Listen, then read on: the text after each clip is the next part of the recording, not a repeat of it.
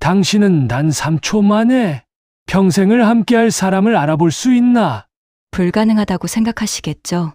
하지만 삼성 창업주 이병철 회장은 90년 전 정확히 그것을 해냈습니다.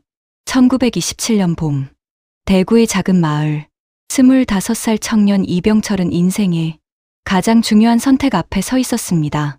그 선택은 단 3초 만에 이루어졌습니다. 하지만 그 3초가 훗날 대한민국 최대 기업 삼성을 탄생시킨 기적의 시작이었습니다.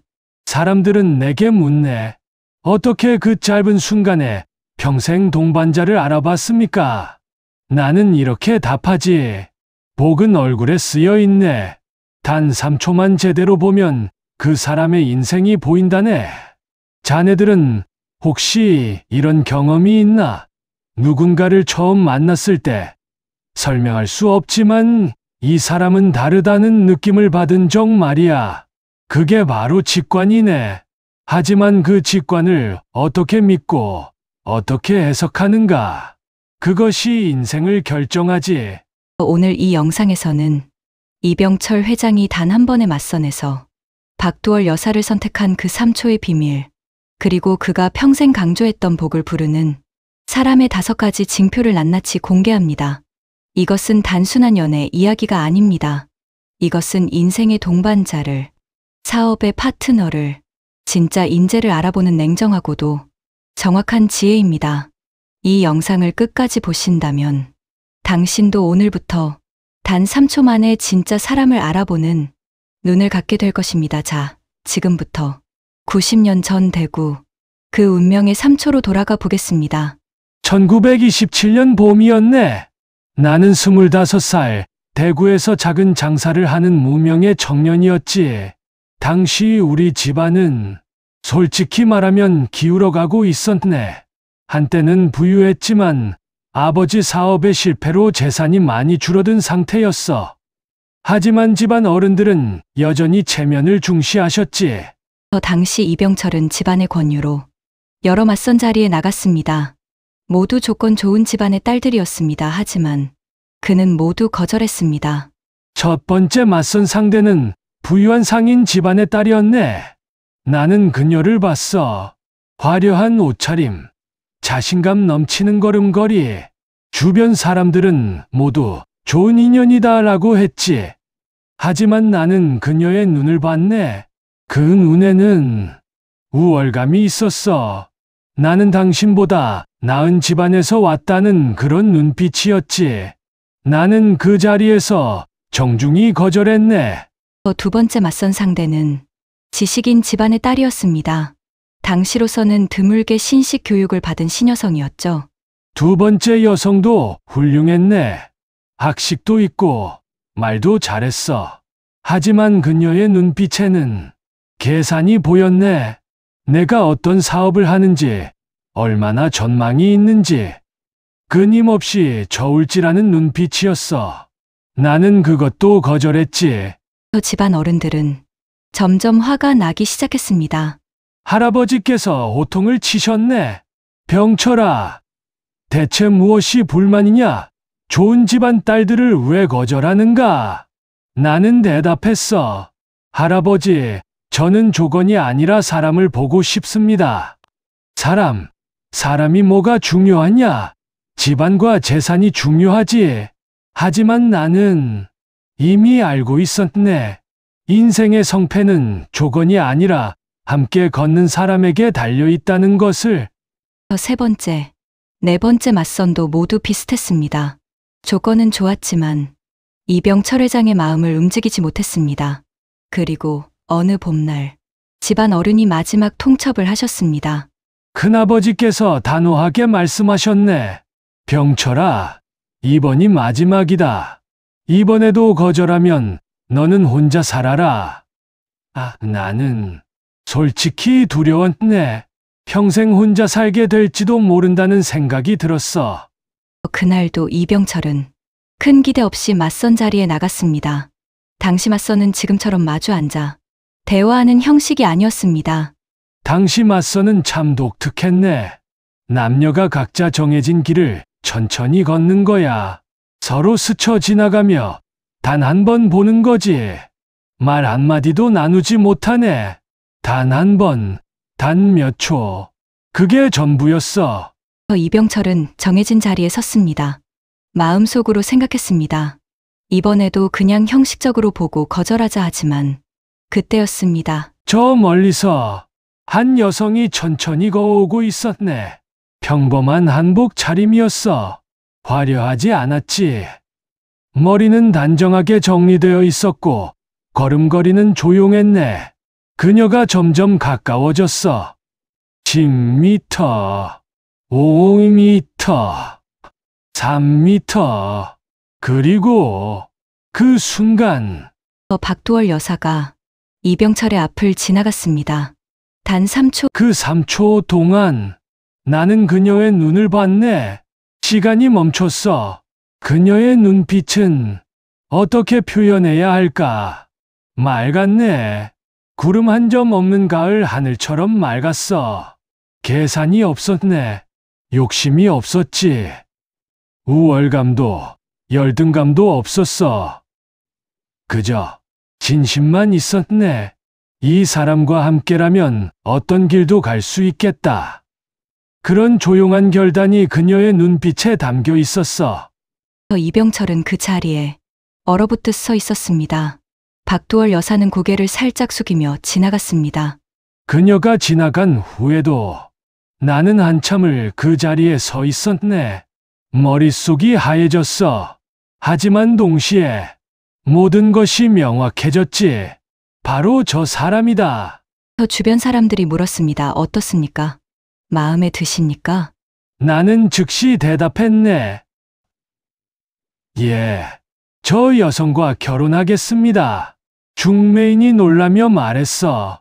하지만 저 집안은 그리 부유하지 않습니다. 학벌도. 나는 손을 저으며 말했네. 상관없습니다. 저 사람입니다. 집으로 돌아온 이병철은 할아버지께 말씀드렸습니다. 할아버지, 결정했습니다. 저 여성과 결혼하겠습니다. 할아버지는 당황하셨네. 그 집은 가난하다. 너에게 아무 도움도 안 된다. 큰아버지도 반대하셨어. 학벌도 없고 신식 교육도 받지 못한 여자다. 너 같은 청년에게는 맞지 않는다. 하지만 나는 전혀 흔들리지 않았네. 왜 흔들리지 않으셨습니까? 내가 본 건 재산이 아니었네. 학벌이 아니었어. 나는 그녀의 표정을 봤던 거지. 정확히는 그녀의 눈빛을 봤어. 그 눈빛에는 복이 담겨 있었네. 진짜 복 말이야. 화려한 조건도 많은 재산도 아닌 함께 어떤 길도 걸을 수 있는 그 단단한 마음. 그것이 진짜 복이었어. 집안의 모든 반대에도 불구하고 이병철은 결혼을 강행했습니다. 내가 자네들에게 가르쳐주고 싶은 첫 번째 징표는 이거네. 복을 부르는 사람의 눈빛은 맑다. 탁하지 않네. 흐리지 않아. 계산하지 않고 욕심내지 않고 그저 진심으로 상대를 보는 눈빛이지. 박두월, 그녀의 눈빛이 바로 그랬네. 결혼식은 소박했습니다. 화려한 예복도 풍성한 잔치도 없었습니다. 친구 몇 명과 가까운 친척들만 모인 마당의 결혼식이었죠. 결혼 첫날 밤 나는 아내에게 솔직히 말했네. 여보, 우리 인생은 지금부터 진짜 시작이야. 하지만 앞으로 쉬운 날은 없을 거야. 내게는 재산도 없고 확실한 직업도 없어. 아내는 미소 지으며 답했어. 괜찮아요. 함께라면 어떤 길도 갈 수 있어요. 그리고 그 말은 진심이었습니다. 하지만 진짜 시험은 지금부터였습니다. 자네들 명심하게. 눈빛은 절대 거짓말하지 않네. 상대가 아무리 화려한 조건을 갖춰도 그 눈빛이 탁하다면 그건 복이 아니네. 반대로 조건이 평범해도 눈빛이 맑다면 그것이 진짜 복이야. 단 3초 눈빛만 제대로 보게. 그 3초가 자네 인생 90년을 결정하네. 결혼 후 두 사람에게는 극심한 가난이 찾아왔습니다. 1928년 겨울. 대구는 유난히 추웠습니다. 그리고 바로 그 혹독한 겨울 속에서 회장님이 말씀하신 나머지 4가지 징표가 하나씩 드러나기 시작했습니다. 1928년 겨울, 우리는 대구의 낡은 단칸방에 살았네. 방 한쪽에는 쌀자루 몇 개, 다른 한쪽에는 장부와 낡은 책상 하나. 그게 전부였어. 집에 밥그릇이 단 하나뿐이었네. 당시 두 사람의 생활은 상상을 초월할 정도로 가난했습니다. 새벽이면 시장으로 나가 물건을 샀네. 낮에는 직접 리어카를 끌고 납품을 다녔어. 밤에는 촛불 아래에서 장부를 정리했지. 아내는 늘 내 옆에 있었네. 돈을 세고 영수증을 정리하고 거래처에 전화를 걸었어. 당시 그녀의 손에는 늘 연필이 들려 있었고 낡은 한복 주머니에는 동전 몇 개가 들어 있었지. 저녁이면 박두월 여사가 밥을 지었습니다. 하지만 밥그릇이 하나뿐이었습니다. 두 번째 징표는 말투네. 저녁마다 똑같은 대화가 이어졌어. 당신 먼저 드세요. 당신이 하루 종일 고생했잖아요. 먼저 드세요. 가난한 나날이었지만 박두월 여사의 말투에는 단 한 번도 원망이 섞이지 않았습니다. 어느 날은 하루 종일 거래가 안 됐네. 빈손으로 집에 돌아왔어. 나는 미안했지. 여보, 미안해. 오늘도 실패했어. 아내는 그때 뭐라고 했는지 아나? 괜찮아요. 내일은 잘 될 거예요. 오늘 당신이 노력한 건 제가 다 봤어요. 그 부드러운 말투에 나는 다시 일어설 힘을 얻었네. 복을 부르는 사람의 말투, 그것은 부드러우면서도 따뜻합니다. 복을 부르는 사람은 말로 남을 상하게 하지 않네. 아무리 힘들어도, 아무리 화가 나도 부드러운 말로 상대를 위로하는 사람. 그 사람이 진짜 복을 가진 사람이지. 가끔은 하루 종일 밥도 제대로 못 먹는 날이 있었네. 목욕탕 갈 돈도 없었어. 어느 날 이병철은 목욕탕 주인에게 조용히 말했습니다. 주인장, 오늘 돈이 없습니다. 내일 드리겠습니다. 그 순간 자존심이 무너지는 것 같았네. 집에 돌아와 아내에게 그 이야기를 했어. 아내는 뭐라고 했을까? 여보, 부끄러운 게 아니에요. 당당하세요. 우리는 정직하게 살고 있잖아요. 그 말 한마디에 나는 눈물이 날 뻔했네. 그날 밤 이병철은 장부에 한 줄을 적었습니다. 오늘의 수치, 내일의 자산이 되리라. 그 문장이 훗날 삼성의 정신이 됐네. 신용은 기업의 생명이다. 내가 그렇게 말할 수 있었던 이유는 가난 속에서 신용의 무게를 직접 느꼈기 때문이었어. 그리고 그 옆에는 항상 아내가 있었지. 하지만 진짜 위기는 1929년 초에 찾아왔습니다. 거래처에서 돈을 떼었습니다. 사업이 완전히 무너졌고 집에 단 한 푼도 남지 않았습니다. 밤이면 두 사람은 텅 빈 계산대를 바라보며 한숨 섞인 침묵만 길어졌습니다. 그날 저녁 정말 막막했네. 먹을 쌀도 없었고 내일 당장 무슨 일을 해야 할지도 몰랐어. 나는 벽을 바라보며 앉아 있었지.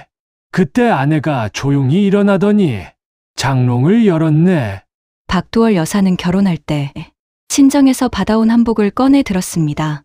아직 한 번도 입지 못한 그녀에게는 유일한 귀한 옷이었습니다. 여보, 이거라도 내다 팔아야겠어요. 나는 그 순간 말을 잃었네. 안 돼. 그건 당신이 유일하게 가진. 아내는 고개를 저었어. 괜찮아요. 옷은 다시 살 수 있어요. 그리고 세 번째 징표가 드러났습니다. 세 번째 징표는 목소리네. 아내가 그 한복을 낡은 보자기에 싸며 말했네. 걱정하지 마세요. 우리는 해낼 거예요. 그 목소리에는 조급함이 없었어. 원망도 없었고 후회도 없었지. 그저 단단하고 조용한 목소리였네. 박두월 여사는 눈 내리는 거리를 걸어 대구의 헌옷가게로 향했습니다. 바람은 차가웠지만 그녀의 걸음은 단단했습니다. 헌옷가게 주인이 말했다더군. 이건 오래돼서 값이 별로 안 나올 겁니다. 아내는 고개를 숙이며 조용히 대답했대. 괜찮습니다. 지금은 이게 가장 소중한 돈이에요. 그날 그녀가 손에 쥔 돈은 단 3원 50전 지금 가치로 겨우 밥 한 끼 값이었습니다. 하지만 그 돈으로 이병철은 다시 밀가루를 샀고 그 밀가루로 만든 국수를 들고 시장으로 나갔습니다. 그날의 거래가 삼성상회가 다시 일어서는 첫 매출이 됐네. 3원 50전으로 산 밀가루가 10원의 이익을 냈어. 집에 돌아와 아내에게 말했지. 여보, 우리가 해냈어. 아내는 웃으며 말했네. 봤죠? 제가 말했잖아요. 우리는 해낼 거라고요. 그 목소리에는 확신이 담겨 있었어. 저 복을 부르는 사람의 목소리는 조급하지 않습니다. 복을 부르는 사람의 목소리는 다급하지 않네. 재촉하지 않아. 원망하지 않지. 그저 조용히 단단하게 앞으로 나아가는 목소리. 그것이 진짜 복의 목소리네. 그 뒤로도 아내는 수차례 헌옷가게를 오갔네. 저고리, 허리띠, 비단. 결국에는 결혼식 때 어머니에게 받은 비녀까지 내놓았어. 하지만 단 한 번도 불평하지 않았지. 박두월 여사는 나중에 회고록에서 이렇게 썼습니다. 나는 그 한복이 우리 집의 첫 투자금이라고 믿었어요. 그리고 네 번째 징표는 일상 속에서 드러났습니다. 네 번째 징표는 자세네. 아내는 가난해도 허리를 펴고 걸었네. 창피해하지 않았어. 부끄러워하지 않았지. 박두월 여사는 남편이 장사하러 나갈 때마다 함께 물건을 나르고 장부를 정리하고 직원들 밥을 챙겼습니다. 어느 날 시장 사람들이 수군거렸습니다. 저 여자 양반집 딸이라면서 저렇게 일을 하네. 부끄럽지도 않나? 하지만 아내는 전혀 개의치 않았네. 오히려 더 당당하게 걸었어. 어느 날 내가 물었지. 여보, 사람들이 뭐라고 하는데 괜찮아? 아내는 웃으며 답했네. 가난은 부끄러운 게 아니에요. 게으름이 부끄러운 거죠. 우리는 열심히 일하잖아요. 그 말에 나는 더 큰 힘을 얻었네. 저 복을 부르는 사람의 자세는 당당합니다. 복을 부르는 사람의 자세는 가난이 꺾지 못하네. 어려움이 등을 구부리지 못해. 오히려 더 당당하게 허리를 펴고 걷는 사람. 그 당당함이 결국 복을 부르네. 그리고 마지막 5번째 징표. 5번째 징표는 웃음이네. 어느 날 저녁 밥이 너무 적었네. 사실 그날은 거의 굶다시피 했어. 나는 미안한 마음에 아무 말도 못했지. 그때 아내가 밥그릇을 내밀며 웃었어. 여보, 오늘은 밥이 얇아요. 대신 웃음은 2배로 채워 넣었어요. 회장님은 그 순간을 평생 잊지 못하셨습니다. 그 웃음은 억지가 아니었네. 진심이었어. 가난 속에서도, 배고픔 속에서도 진심으로 웃을 줄 아는 사람. 그 순간 나는 깨달았네. 아, 이 사람과 함께라면 정말 어떤 길도 갈 수 있겠구나. 저 복을 부르는 사람의 웃음은 억지가 아닙니다. 복을 부르는 사람의 웃음은 진심이네. 힘들어도 진심으로 웃을 줄 아는 사람. 그 웃음이 결국 모든 어둠을 밀어내네. 그 웃음 하나로 나는 다시 일어설 힘을 얻었어. 이렇게 혹독한 가난 속에서 5가지 징표가 모두 드러났습니다. 자네들, 이제 알겠나? 복을 부르는 사람에게는 5가지 징표가 있네.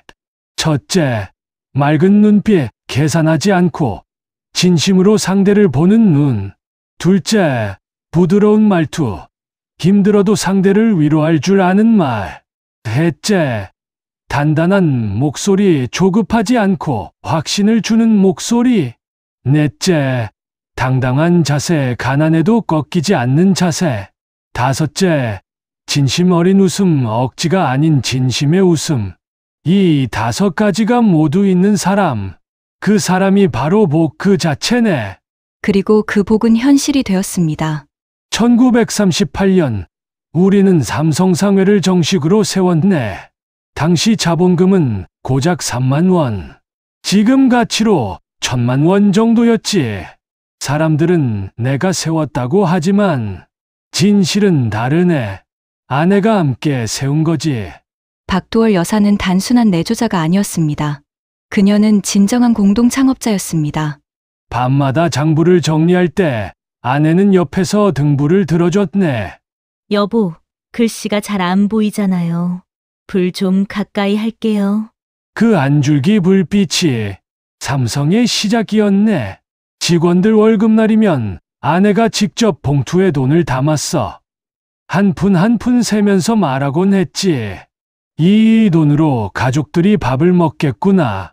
절대 실수하면 안 돼. 그 세심함이 삼성의 정직 문화가 됐네. 1951년 한국 전쟁 중이었습니다. 이병철은 수원에 방직 공장을 세우려 했습니다. 하지만 모두가 반대했습니다. 전쟁 중에 공장이라니 미쳤소. 주변 사람들이 모두 말렸네. 하지만 나는 기회를 봤어. 전쟁이 끝나면 옷감 수요가 폭발할 거라고 직감했지. 그날 밤 아내에게 말했네. 여보, 나 큰 결단을 하려고 해. 전 재산을 걸고 공장을 세우려 해. 아내는 잠시 침묵하더니 조용히 말했어. 당신이 옳다고 믿는다면 나는 함께 가겠습니다. 그 한마디가 수원 방직 공장의 시작이었습니다. 그 공장이 훗날 삼성전자와 삼성물산의 모태가 됐네. 만약 그날 밤 아내가 반대했다면 지금의 삼성은 없었을 거야. 이병철은 후에 회고록에서 이렇게 썼습니다. 나는 사업을 세웠지만 아내는 나를 세웠다. 그리고 회장님은 이 5가지 징표를 인재 선발의 기준으로 삼으셨습니다. 나는 직원을 뽑을 때도 같은 기준을 적용했네. 면접장에서 나는 이력서보다 그 사람의 표정을 봤어. 눈빛이 맑은가? 말투가 부드러운가? 목소리가 단단한가? 자세가 당당한가? 웃음이 진심인가? 이 5가지를 보면 그 사람의 미래가 보이네. 한 번은 명문대 출신의 지원자가 왔습니다. 이력서는 완벽했습니다. 하지만 나는 그의 눈빛을 봤네. 계산하는 눈빛이었어. 이 회사가 나에게 얼마나 유리한가를 따지는 눈빛이지. 나는 정중히 거절했네. 반대로 학력도 없고 경력도 없는 청년이 왔어. 하지만 그의 눈빛은 맑았네. 회장님, 저는 아무것도 모릅니다. 하지만 열심히 배우겠습니다. 그 진심이 눈빛에 담겨 있었어. 나는 즉시 채용했지. 그렇게 선발된 인재들이 삼성을 세계적 기업으로 키웠습니다. 사람들은 묻네. 삼성이 성공한 비밀이 뭡니까? 나는 이렇게 답하지. 90년 전 그 3초, 내가 제대로 본 그 표정이 삼성을 만들었네. 복을 부르는 사람을 알아보는 눈. 그것이 모든 성공의 시작이었어. 아내 박두월이 없었다면 오늘의 삼성도 없었을 거네. 그녀의 5가지 징표가 삼성의 정신이 됐어. 맑은 눈빛은 정직이 됐고, 부드러운 말투는 배려가 됐고, 단단한 목소리는 확신이 됐고, 당당한 자세는 자신감이 됐고, 진심 어린 웃음은 긍정이 됐네. 이 5가지가 삼성의 DNA가 된 거지. 지금까지 이병철 회장님이 단 3초 만에 평생 동반자를 알아본 비밀, 그리고 복을 부르는 사람의 5가지 징표를 들으셨습니다. 자네들, 내가 마지막으로 하고 싶은 말이 있네. 복은 멀리 있지 않네. 복은 바로 당신 옆에 있는 사람의 표정 속에 있어. 그 표정을 제대로 볼 줄 아는 눈만 있다면 자네도 90년 전의 나처럼 인생 최고의 복을 만날 수 있네. 회장님, 그렇다면 이미 결혼한 사람들은 어떻게 해야 할까요? 좋은 질문이네. 이미 결혼했다면 지금 당장 배우자의 표정을 다시 보게. 혹시 그 사람에게 이 5가지 징표가 있지 않은가? 있다면 자네는 이미 복을 얻은 거네. 그 복을 절대 놓치지 말게. 만약 없다면, 그렇다면 자네가 먼저 그 5가지를 보여주게. 맑은 눈빛으로, 부드러운 말투로, 단단한 목소리로, 당당한 자세로, 진심 어린 웃음으로. 그러면 상대도 변하네. 복은 서로 만들어가는 것이니까. 오늘 당신 주변을 다시 보십시오. 맑은 눈빛을 가진 사람, 부드러운 말투를 가진 사람, 단단한 목소리를 가진 사람, 당당한 자세를 가진 사람, 진심 어린 웃음을 가진 사람. 혹시 그런 사람이 있지 않습니까? 가족일 수도 있고, 친구일 수도 있고, 직장 동료일 수도 있습니다. 만약 그런 사람이 당신 곁에 있다면 절대 놓치지 말게. 그 사람이 바로 당신의 복이네. 소중히 여기게, 감사하게, 함께 가게. 그리고 만약 아직 그런 사람을 못 만났다면 걱정하지 말게.